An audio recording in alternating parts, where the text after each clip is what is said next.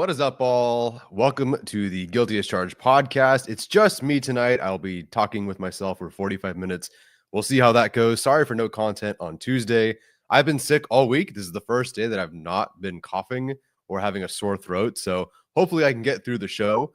We'll see. Today we are discussing the other guys. These are the players in the 2025 NFL draft that, hey, if you can't get this player in round 1 or round 2, maybe target these players later on. So it could be for your team. Of course, with the Guilty as Charged podcast, we're just more so talking about the Chargers players.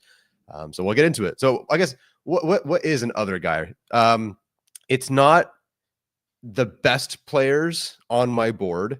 It's not necessarily the guys that we're going to talk about aren't like my favorites necessarily. They're just more like comps for players in rounds 1, maybe round 2, but more so round 1 that are similar in play style or performance or statistically or athletically to those players early on. So guys you can find later that have like similar profiles for one reason or another. Your daughter is sick from Rust Bucks. She just heard you say that. She asked when will she get better? Hopefully soon. Hopefully you get better soon. I was sick from about Saturday. The classic thing, anybody who's like maybe a parent or a teacher or anybody who has like any kind of break ever, every time there is a break, you get sick. It's just exactly how it works. Daddy Don't Pull Out said he's drunk and peeing in the shower. Let's go. Hey, happy to accompany you on your shower peeing moments today. And slime Rust Bucks, hopefully your daughter gets better soon. All right, let's jump into this. The other guys here. How do I pull this thing over here? There we go. All right, so I'm starting with defense today because I know everyone wants me to get to offense. So I will start with defense today. And I will start with, if you can't draft Donovan Eziraku, and I think James Pierce Jr. also applies here, but if you can't draft that player, but you want a more twitched up, slightly undersized, designated pass rusher option, then here are some names that I would consider. We've talked about Josiah Stewart before out of Michigan. Steven had him as a Harbaugh guy, and I tend to agree. So I would go with someone like Josiah Stewart. The numbers that you see here, and I'll try to say it for the audio audience, the numbers that are here are where they're currently ranked on the consensus board. So Josiah Stewart is 80th. There's also Antoine Powell-Ryland out of Virginia Tech. He's ranked 157th. And Colin Oliver out of Oklahoma State at 226th. Yes, we are getting into the 200s and even 300s today. Again, not every name here is my favorite. Not every name here is every name. I have only covered, so right now my big board's at 104 players. So I have a ways to go.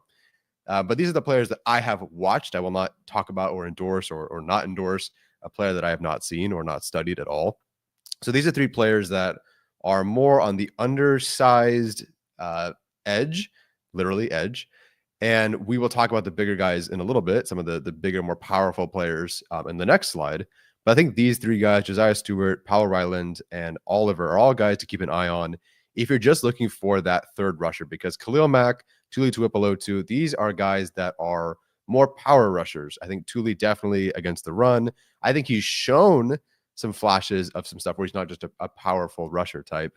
But that felt more 2023 than 2024. And Khalil Mack is just definitely a power rusher at this point. Not that he can't do more, but I think Steven and I have discussed looking for players that are a bit more bendy, a bit more twitchy, someone you can line up in different spots, not necessarily as an interior defensive lineman, like not that kind of movement, but movement around the offensive line or the defensive line, left side, right side, stand up, you name it. So Stewart, Powell-Ryland is someone who I just watched today. And while I do like him, I think the reason to maybe keep an eye on him more is that Dane Brugler did mock him to the Chargers in his 7-round mock draft. So keep an eye on there for him for sure. Colin Oliver is an interesting case because you're going to see him play a lot of linebacker if you decide to watch him. And he's actually, honestly, as a linebacker, I liked what I saw, but I was trying to evaluate more so as an edge rusher. He's definitely that hybrid guy, and he's someone who's going to go later because he doesn't have like a defined role, which is cool in college, but not so much maybe in the NFL. He did have 41 pressures and 49 run stops in 2023. Unfortunately, he only did play 2 games in 2024 due to a foot injury. But if you go back and you watch what he did this year, I can't remember if the game was Kansas.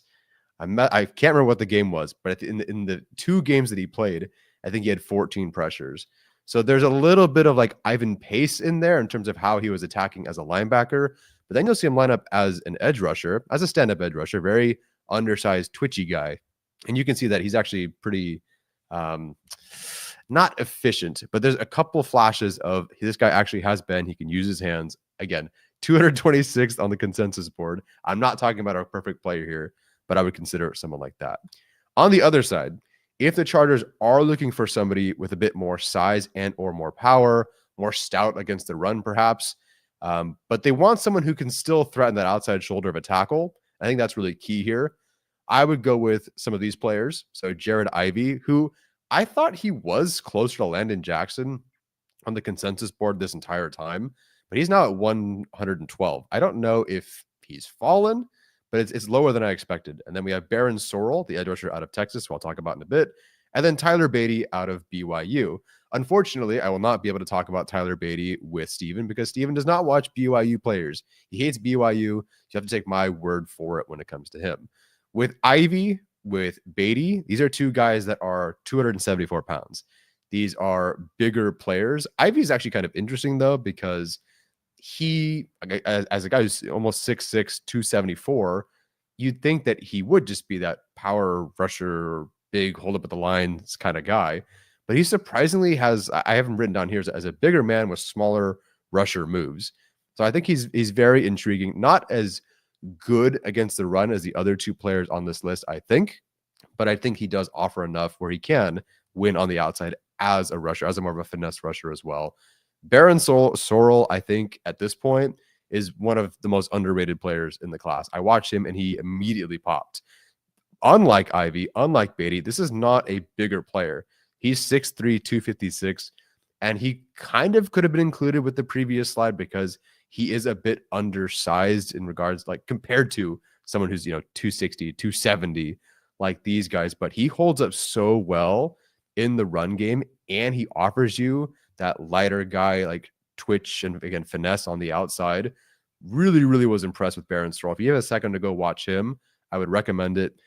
Everybody on that Texas defense is good, whether it be last year or this year. There are so many good players. If you've liked watching, oh my gosh, who's the not Byron Murphy? Who is the other guy? Someone let me know. The really, really Savondre Sweat. You like watching those guys or Baron Sorrell, another really good player. I just think they're very well coached over there, I think, and it seems to be translating so well in the NFL. Tyler Beatty out of BYU. This is a guy who's 200th on the consensus board. So not a great player. He's a kind of awkward player. He's not very, again, he's almost 6'6", 271. He's not a lighter balance. He's not doing gymnastics anytime soon. But I think he is one of those guys you can find later who can hold up, is a definite hold up against the edge kind of guy. He actually displays a surprising array, a different kind of pass rush arsenal for someone who's that far down. The issue is that the moves are frequent, but they're not efficient. And so I think that makes him more, I don't know how you coach and fix that. Maybe you just pick one or two things rather than the 5 different things he tries and just go with that instead.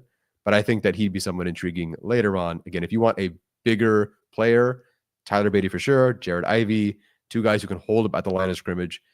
Baron Sorrell can hold up. He's not a bigger player. Again, 6'3", 256. But I think that he holds up against the run better than a lot of players I see in this range. All right, next up. If you can't draft Kenneth Grant, Derek Harmon, this is these next two about defensive line, interior defensive line, I think are not more important, but I'd focus on them more. And so if you can't get some of these guys like a Kenneth Grant or a Derek Harmon, who do you turn to? And I will say with this group, it's funny. Even though I've watched, I think, 17 or 18 defensive tackles, I have so much more to go. So I don't really have everything dialed down with interior defensive line just yet. But if you can't get Grant or Harmon, and you want to add someone who's a better pass rushing defensive tackle that you can get after round 2, I would go after Omar Norman Lott, the defensive tackle out of Tennessee. He's 84th on the consensus board, but I've seen him discussed as a round 2 potentially option. I think he is going to go round 3. I just think there's concerns. Yes, the pass rush win rate is amazing. Yes, the display what he does on the field when he's on the field is amazing. Guy barely played, and he never plays the run. I don't remember what the actual number was for how many run defense steps he has, but it's not much. And so I think, yes, he's intriguing, but you have to do a lot of imagination. And I don't know if round 2 is exactly where you start taking someone like that, but we'll see. You never know. Ty Robinson out of Nebraska. He is a top heavy linear power rusher type, pure brute force. He's been in college for, I think, 5 years. Hasn't exactly developed a great arsenal of rushes, but again, the power is there. He, if you do PFF simulation, is really far down on the consensus board. He's 101st, which, okay, seems like that sounds about right to me. Not a young player, not a twitchy player. I don't remember how he tested, but a definitely intriguing player for sure. I watched Aeneas Peebles today out of Virginia Tech. I'm definitely including him for his pass rush win rate. The question is for the Chargers, does his size and weight work for them as an interior guy? He's definitely a smaller guy. Not a, like a he doesn't look like a linebacker out there by any means, but he's on the smaller end. I was actually surprised with Peebles, given that he's third in pass rush win rate and that his run stop rate isn't super high. I was actually more impressed with him as a run defender, which surprised me for sure. It surprised me to the point where I didn't realize he was as light and as small as he was, which means on film, he's playing bigger, he's playing stronger, he's got a better anchor. I was honestly surprised by how he weighed in. So maybe I don't remember if he's listed as a defensive end or not. Maybe he's playing more defensive end in the NFL, perhaps. But I thought like he could hold up against the run pretty well for a guy who's 127th on the consensus board too. Last one is Elijah Roberts from SMU, 163rd on the consensus board. This is not a guy who should play outside. He did. They had him play as a stand-up outside edge rusher quite a bit at SMU, and this guy has no bend, no flexion to him. The moves just aren't quite there. This is purely a linear rusher, kind of like Ty Robinson, except Roberts was playing a ton as a stand-up edge rusher. This is a guy who's a quick first step off the line, power rusher type. And honestly, some of his power rush moves are like second round worthy, in my opinion. There's one play in each game. There's a couple of great like strip sacks, for example, where he absolutely annihilates the offensive tackle with pure power.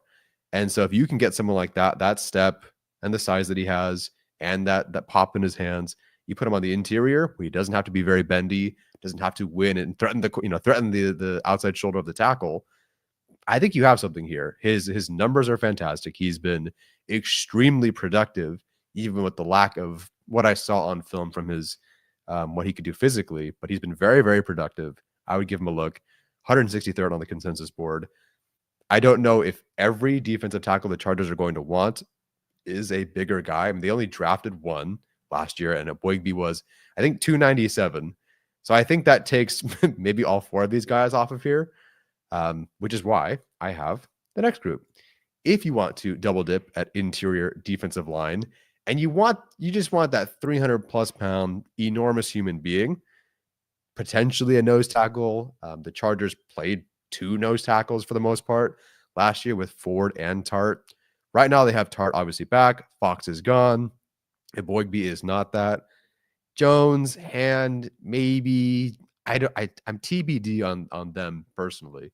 We'll see. But if you want to double dip, let's say you take your pass rusher early on and you want to double dip later on, this is the list for you. This group I've done more work on for sure. So we have Deion Walker out of Kentucky, the 100th on the consensus board. CJ West out of Indiana, 113th on the consensus board. Jordan Phillips out of Maryland at 120th. Jamari Caldwell from Oregon at 130th. Nazir Stackhouse at 258th. Jay Tawaya at 273rd. And Zeke Biggers out of Georgia Tech at 279th. So these are guys you can find all over the place. Again, I need to do more work on some of the pass rusher types.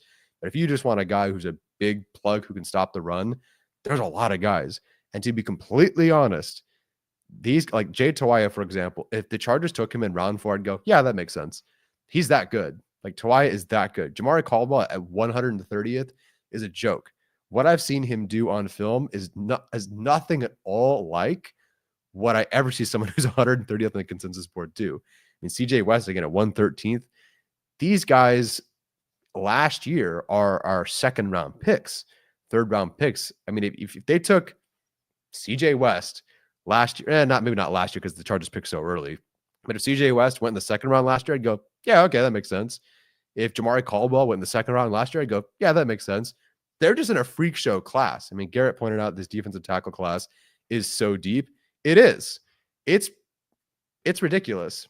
And I think running back's even better, but we'll talk about that later. But if you want to double dip and find one of these bigger guys, absolutely go get one of these guys.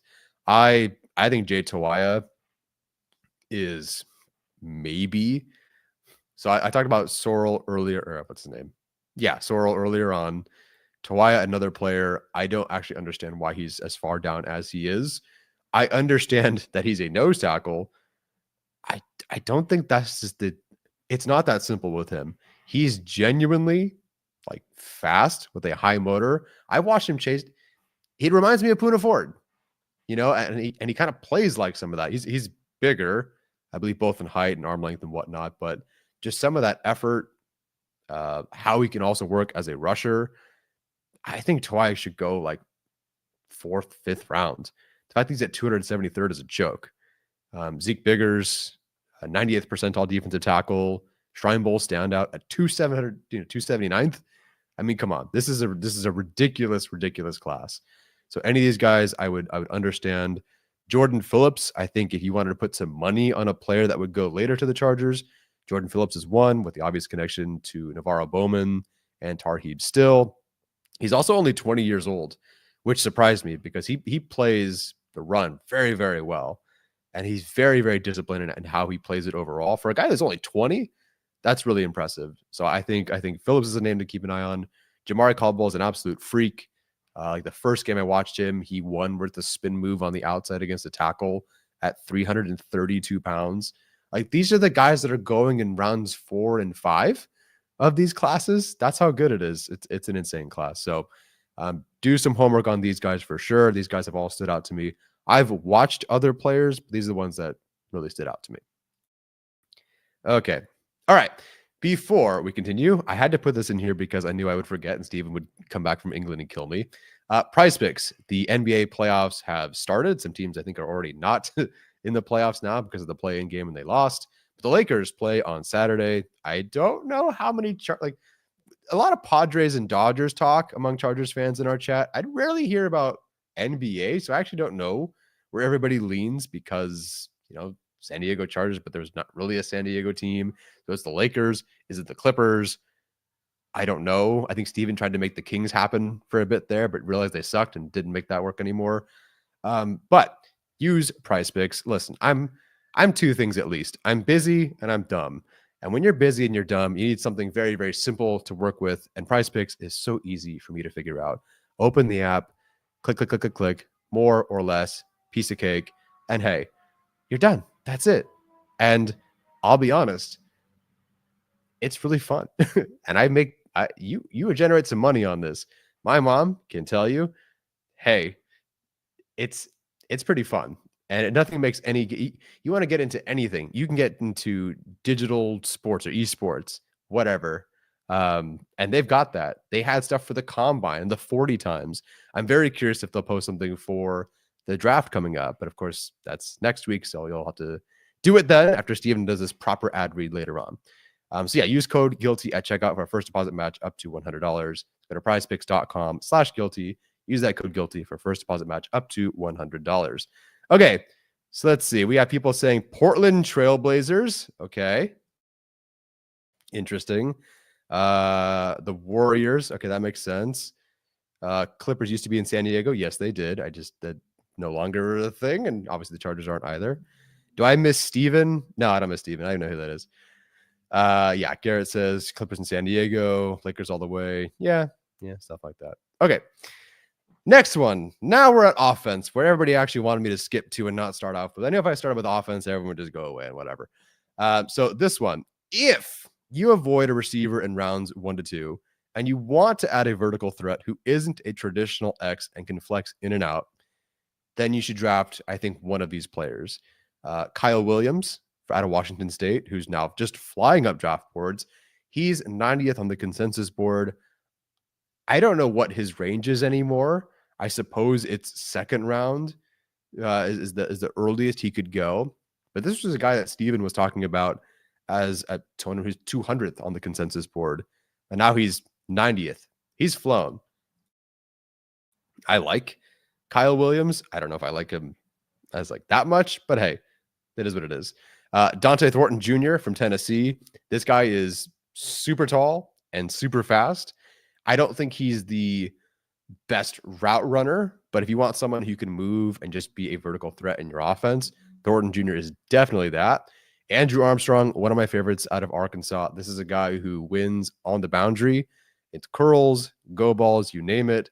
But he also has that twitch to win in the slot too. I believe he tested like 80th percentile or so, 88th percentile. So a very, very solid athlete, can win outside, can win in the slot. I will continue to push Andrew Armstrong for a while now.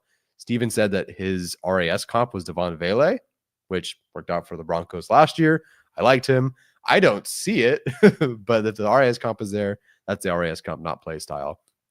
Isaiah Nayor out of Nebraska, a player who at Texas tore his ACL in a non-contact injury in 2022. And he was only able to play, I think, one game in 2023. Transferred to Nebraska, didn't put up a ton of stats at Nebraska, but watching him play, this is a guy who's very, very tall, very, very athletic. I think I want to say he was a 98th, 7th percentile athlete. Sorry, now I'm coughing because I got the sickness coming on. 1 second. No, I will not do ASMR. Anyway, Isaiah Nayor, 7-foot wingspan. I think his contested catch rate is terrible. If you look at his numbers for the contested catch rate, it's awful. If you watch him on film, he is making excellent grabs from terrible throws every game. And I think whatever that contested catch issue was, I didn't see it in the 3 games or 3 to 4 games that I watched. All I saw was him adjusting to terrible throws and catching those. So it's tough when you see the numbers, and I'm very much so a numbers guy. When they tell you that it's bad, it might be bad. But when I watch the games, I didn't see it. I didn't see that being an issue at all. So I would definitely check out Isaiah Nayor. I don't think I see him brought up very often. He's 261st on the consensus board. And another guy that I will continue to pound the table for, Elijah Badger out of Florida. I know we even have fans in the chat who liked Elijah Badger out of Florida. I don't understand his ranking at all.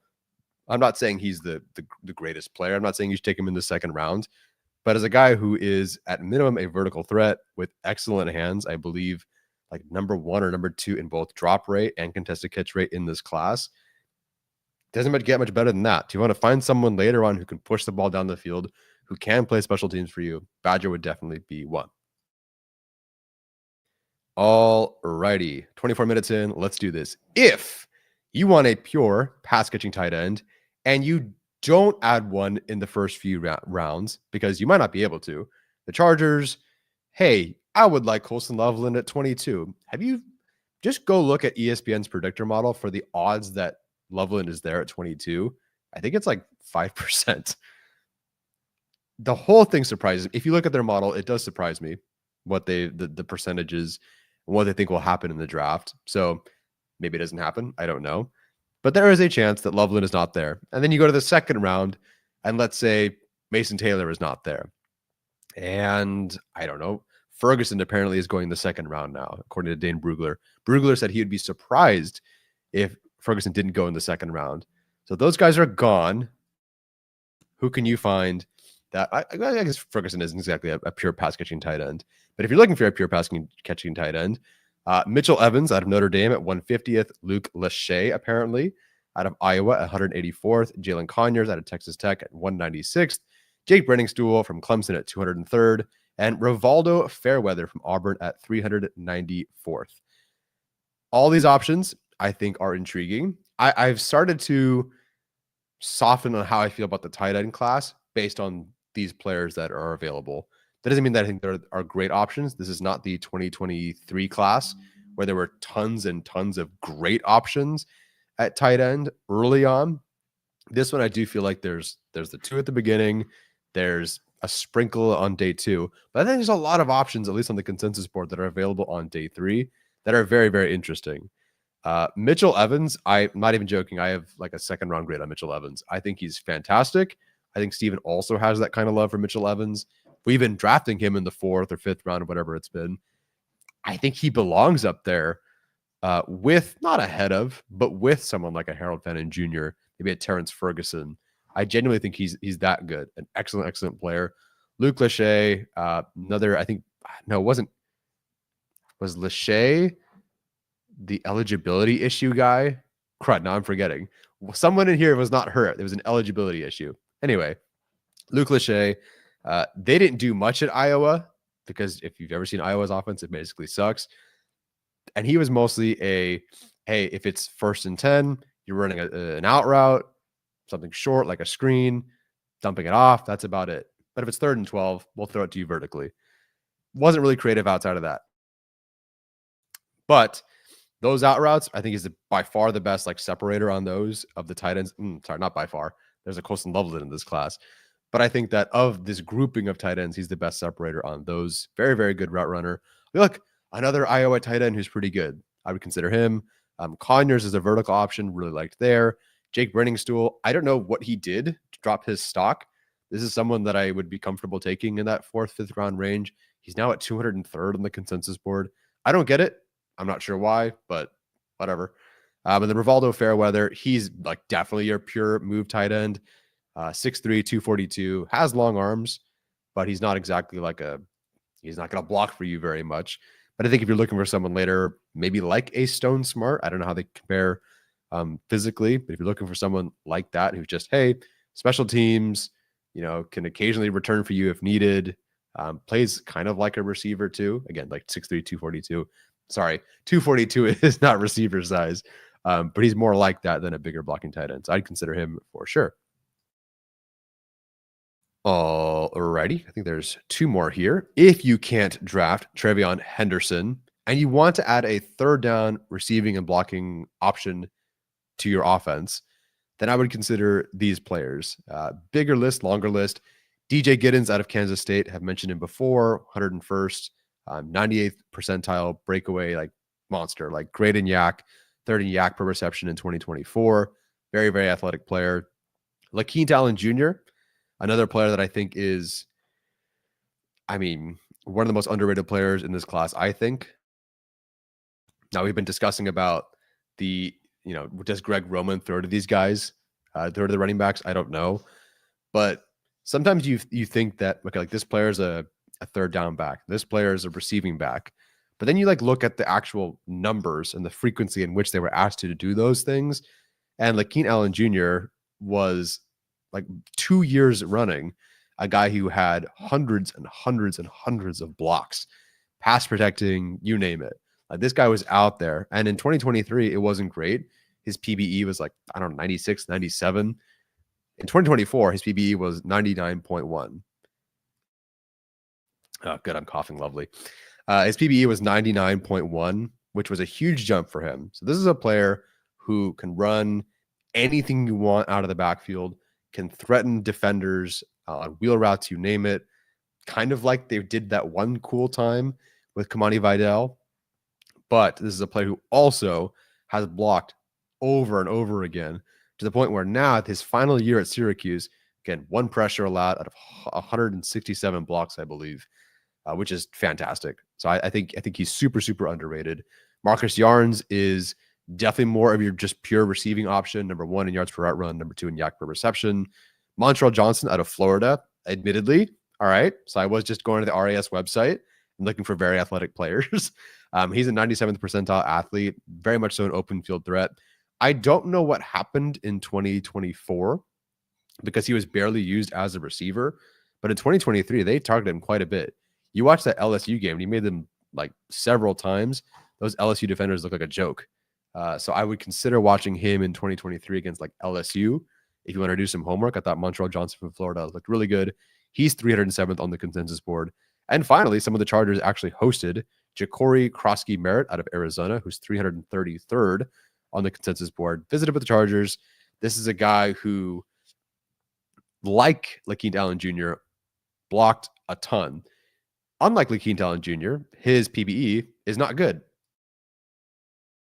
I don't remember what it is relative to like this class. I couldn't tell you where it ranks, but it wasn't great. If you look at the numbers, it's not great. Watching him on film block though, he gets after it. Like he absolutely goes to war against difficult competition. Like he's not someone who they just assign to maybe just the linebacker. He's out there like working against the edge rushers, the D tackles, like whatever he needs to do. He is in there blocking his tail off. Game against Texas A&M. I don't think he had a bad game in that game, but he was out there blocking against that Texas A&M front and doing very, very well in that regard. Very, very physical. There's a boundary play, I think is a wheel route on the left sideline against, I wish I had my notes in front of me. Should have caught that. He did catch that. He was just like a toe out of bounds. Legit receiving option. Some people love Krosky Merritt as like a top 10 running back in this class. Oh, that's who it was. I'm sorry. So Garrett mentions that Lachey had the ankle injury and decided to come back. Sorry, it was Krosky Merritt that had the eligibility issue. Back to his time at Alabama State. I'm just feel like I'm making that up. But there was an eligibility issue with him. So he only got to play one game with Arizona. But watching him play, he's awesome. Like it wasn't an injury that kept him out his final season. So you have to go back to previous tape, but he didn't tear his ACL. So I don't think he should be down here at 333rd. All right. One last sip of water, guys. And then I will stop drinking water. Don't you love being a teacher sick on spring break? All right. Last one. I actually have two more things. One's just a little like last thing at the end. Everybody loves the Jim Harbaugh. Well, not everybody loves. A lot of fans love the Jim Harbaugh grinded out, run hard offense. And they're always looking for the bruiser, the short yardage guy. And I think that is kind of Najee Harris right now. He's definitely not a home run threat. If you want someone more of the, explosive variety, go back to the previous slide. But if you can't get someone like a Quinshon Judkins in round 2, and you want to find someone who can just get you those short yardage plays, Joe Ortiz did mention a running back to pair with Najee Harris. It was pretty vague. It was pretty poker face today, as Tom says. It was, you could read into it, I guess, but it wasn't really much there. But if you're looking for someone to go with Quinshon Judkins, who can get you that short yardage stuff, Damian Martinez out of Miami, we've mentioned several times, 118th. Definitely a post-contact guy. Raheem Sanders out of South Carolina. His numbers aren't great, but he's definitely a 4 yards in a cloud of dust guy. When I watched him, he's not the same size as Gus Edwards, but it kind of reminded me of Gus Edwards. Maybe Jordan Howard, I guess. Jordan Howard from a few years ago, but with some receiving chops. I think he's third after the catch in this class. Kalel Mullings out of Michigan, obvious one there. You could consider him maybe a lock later on, I suppose, with obvious connections there. But watching him, especially in a bad Michigan offense, I don't know if there was ever a time where there was 4th and 1 or 3rd and 3 or 3rd and goal or whatever. I don't know if I ever saw him lose a short yardage rep. Like he is arguably, other than maybe Martinez, my favorite short yardage back, including some of the better names in this class over like Scadaboo or Hampton. Is he better at everything else? No. Barely used as a receiver. Not exactly a home run threat guy, but he never lost in short yardage. I really, really liked Kalel Mullings. And then Jaquindon Jackson is just pure smash mouth, like zero finesse football. There's nothing about him that's, sexy, if you will. He does have a connection to the Chargers running back coach, Kill McDonald. Was at USC, and then I believe was at Utah, and then considered following Kill McDonald to USC. I forget what happened. You know who knows? Steven. That's why I need my co-host here. Hannon says Ty Robinson and Giddens are 101st. I don't know. Anyway, so Jaquindon Jackson, just pure nothing but short yardage hammer. He plays like the troll from The Hobbit that runs his face into the wall. All right, last one out of here before before I get out of here, because I'm going to start coughing by the end of this. I'm almost done, guys. Lovely. Okay, day 3 players that I like with no category: RJ Harvey, Jalen Rivers, Pat Bryant out of Illinois, Elijah Huzzy, the corner out of North Carolina, Moliki Mataveo, the tight end out of UCLA, Corey Kiner, the running back out of Cincinnati, and all the way at 432nd, Cole Taylor, the tight end out of West Virginia. Those are names that I like. Do your homework. You want to watch him? Go for it. Cole Taylor is kind of hilarious to watch. Mataveo, good balanced tight end, maybe like not a Tucker Fisk replacement, but kind of more like that, I think. And the rest of these guys, I think we've already talked about before, but I had no space for them on the slides. So I wanted to put them somewhere. Okay, I'm about 5 minutes away from just coughing and going to bed and taking some NyQuil or something. So I'll take some last minute questions here, and then we will get out of here. We did that one from my mom, a super sticker who I said earlier, she said, feel better. Thanks, Mom. I appreciate that. I will try to feel better. And from Alessandro, what do you think about the Ortiz-Alexander press conference today? Any takeaways from it? Not really. I didn't have a particular takeaway that I thought was like super, super interesting. Nothing wrong with what Ortiz said. It's general speak. They're like, oh, we're interested in doing this and that, and we like this player and we want these players. But I thought there was nothing specific enough where I thought, wow, that's intriguing. Other than him saying that he doesn't expect Chad Alexander to be there next year. He doesn't expect Chad Alexander to be sitting there with him next year while they do the next pre-draft press conference. So it sounds like Chad Alexander maybe had a lot of interest, or maybe could have really taken a job this past. Like, we know he got interviews, but it was like the Raiders, so fuck him. But maybe he wanted, a better opportunity, and there should be some next year. So they feel that Chad Alexander is not going to be with the Chargers much longer. Yes, Tom's saying he's pumping him up. True. But if Joe Ortiz has another draft like he just did, and let's say, things work out kind of like it did last year, where the front office was a big driving force, I think he does get a job next year, which would be awesome. Like, happy for him. What the Chargers do after that, who do they promote? I have no idea. That's next year's problem. Would suck to lose both Chad Alexander and potentially Jesse Minter next year, but oh well. All right, and that is going to be it today. Sorry, I don't have much of a voice today. I'm going to go cough and cry and finish watching White Lotus or something. I don't know. For everybody who chimed in today, thank you. Only 38 minutes today. Flew through. Anthony, Brendan, Garrett, Justin, Tom, Andy, Hanan, sorry if I said it wrong, TD, who else I have not said, Jacob, I think, Jonathan, Sinvin, could be wrong there. I think I got the rest of you guys. Isabel, of course, always in here. Alessandra, thank you everybody for saying hello, and we'll see you next time. Take care, and as always, hold up.